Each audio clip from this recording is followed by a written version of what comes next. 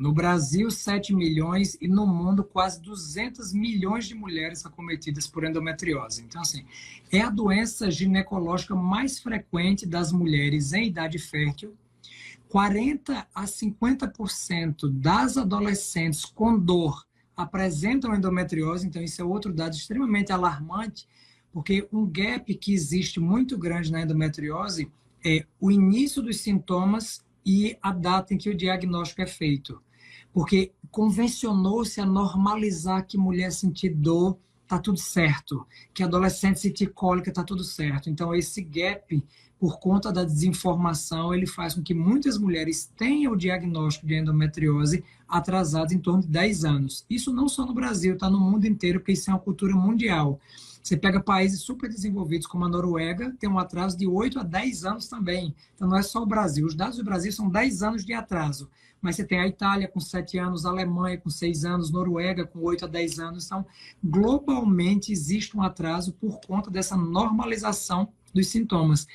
Isso é muito interessante, porque acho que pensando nisso também, o governo francês, que tem 2 milhões de mulheres com endometriose, comparado com o Brasil, claro que a gente sabe que as proporções do Brasil são continentais, mas o Macron, ele fez no começo desse ano um call to urgent, assim, um chamado para que a gente tenha um olhar maior para essas mulheres com endometriose, para que os médicos, desde a atenção básica, eles consigam fazer um diagnóstico precoce, para que essas mulheres, meninas e adolescentes, elas possam ter a doença e os efeitos negativos da doença sobre a qualidade de vida mitigados com intervenções precoces.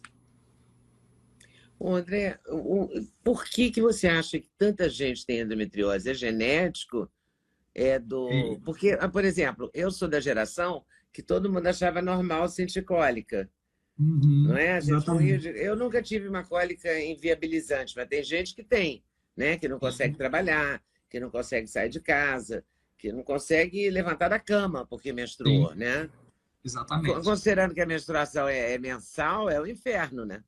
Exatamente. E aí eu aproveito e digo assim, ó, a gente, nas gerações anteriores, sempre a avó dizia para a menina que menstruação é a saúde da mulher. A gente sempre escuta muito isso. Aqui no Nordeste, a gente sempre ouviu muito isso. Sendo que na mulher com endometriose, a menstruação é a doença da mulher. Porque, aproveitando para definir mais uma vez, a endometriose, ela é a doença onde o tecido que reveste o útero internamente, que chama endométrio, está fora do útero. E aí, qual é o problema? A endometriose, ela é uma doença hormonal e inflamatória. Temos esses dois pilares. E aí, qual é o grande detalhe? Se a mulher menstrua, esse tecido de dentro do útero, vamos imaginar aqui uma situação fisiológica, a mulher que não tem endometriose. O útero tem 3 camadas. Essa camada aqui de fora que reveste ele chama serosa, a camada do meio, que é a camada muscular, chama miométrio, e a camada onde a mulher menstrua, onde coloca o DIU e onde fica o bebê durante a gravidez, chama endométrio. Então, endometriose é quando células dessa camada interna do útero, chamada endométrio, estão fora do útero. Qual é o problema? Essas células de interna do útero, ela responde às modificações hormonais do ciclo menstrual.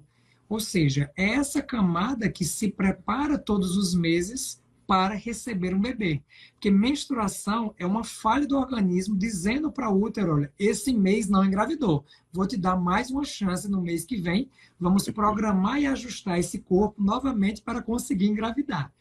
E aí veja qual é o problema, e essa analogia eu uso muito no consultório, porque fica fácil o paciente entender. Se você nós temos 2 hormônios que controlam o ciclo menstrual, no geral, são bem mais outros, mas de modo geral são 2 principais. Um chamado estradiol e outro chamado progesterona. Nos primeiros 14 dias do ciclo menstrual, imaginando que a média de ciclo menstrual é de 28 a 30 dias, na primeira metade do ciclo menstrual, o hormônio que domina o ciclo é o estradiol. O estradiol, ele faz com que essa camada do endométrio engrosse, se preparando para receber um bebê. No meio do ciclo, a mulher ovula. E depois da ovulação, começa a ser produzido outro hormônio chamado progesterona, que vem do grego progestare, a favor da gestação, que pega essa camada que foi estimulada e deixa ela nutrida para a chegada de um embrião.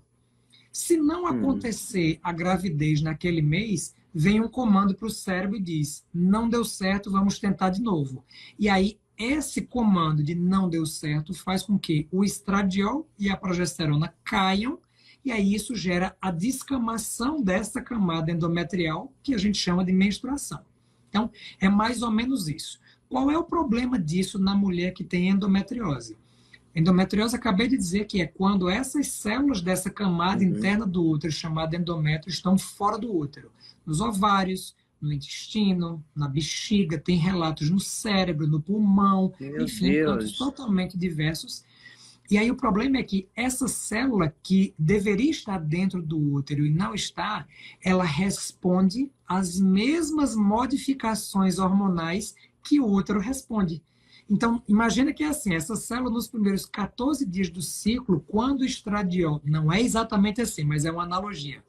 Quando, nos primeiros 14 dias do ciclo, quando o estradiol espessa a camada interna do útero, o endométrio, ela também espessa essa célula de endometriose que pode estar na bexiga da paciente. Quando a mulher ovula, que começa a produzir progesterona, a progesterona também causa modificações nessa célula fora do útero, igual está causando dentro do útero. E quando a mulher menstrua porque não engravidou, ela sangra pelo útero e ela sangra naquele foco de endometriose. E por isso a endometriose é uma doença que causa muita dor na paciente. Porque ela sangra e essa menstruação ela não se exterioriza, ela sangra para dentro do corpo. Sangra no ovário, sangra na bexiga, sangra no intestino.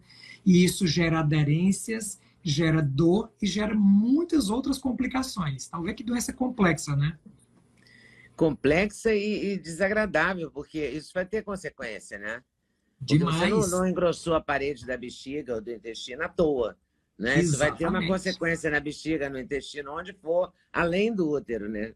Com certeza. Agora, que loucura, o tecido sai para fora do útero, né? Ele cresce para fora. Ele cresce fora do útero. E existem mais ou menos umas 6 ou 7 teorias, que você me perguntou, que tentam explicar por que é que essa célula saiu dali. Então, tem causas genéticas, tem causas epigenéticas, tem causas imunológicas, tem teoria da menstruação retrógrada, tem a teoria da metaplasia celômica, que células fora do útero se diferenciaram naquele tecido endometrial.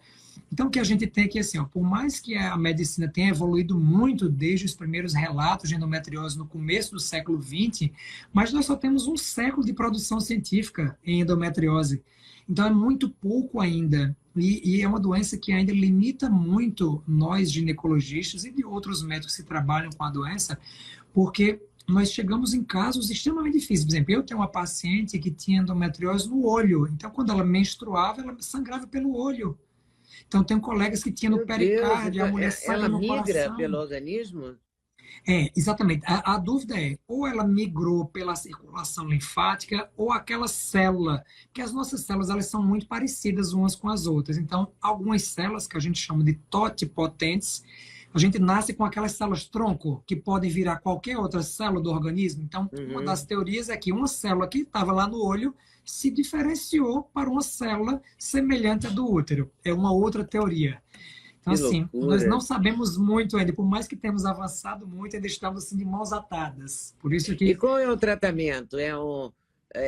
Porque isso é um desacerto, né? Então tem que ter um tratamento. E ninguém quer ficar sentindo... Depois que já passou 10 anos quase sentindo dor. Isso. Não é uma dor incapacitante, não é uma cólica normal, uma dorzinha, não, né? Exatamente. É um grande desafio. É uma dor grande. Antes até de falar do tratamento, Leda, a endometriose ela é considerada como a doença dos múltiplos Ds, dos 6 Ds, porque a mulher tem a dismenorreia, que é a dor durante o período menstrual, a disquesia, que é dor para evacuar no período menstrual, a disúria, que é a dor para urinar no período menstrual. A paciente tem a dificuldade de engravidar. A endometriose é uma das doenças que mais dificultam a mulher e que impactam na chance da mulher conseguir engravidar. A paciente pode ter dor acíclica, que são as dores no intervalo entre uma menstruação e outra, e a dispareunia, que é a dor para ter relação sexual. Então, vejo o impacto em todas as Caramba! dimensões. Claro que nem todas as mulheres, graças a Deus, Tem todos apresentam os todos sintomas. esses sintomas.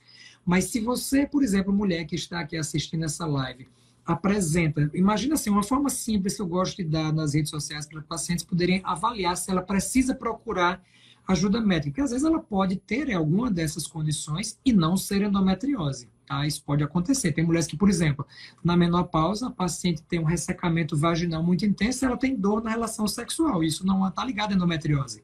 Está ligado à deficiência hormonal. Então, Uhum. se a paciente, imagina que a gente sempre pede para a paciente fazer o seguinte, graduar de 0 a 10, sendo 0 a ausência de dor e 10 a pior dor que ela já experienciou na vida dela.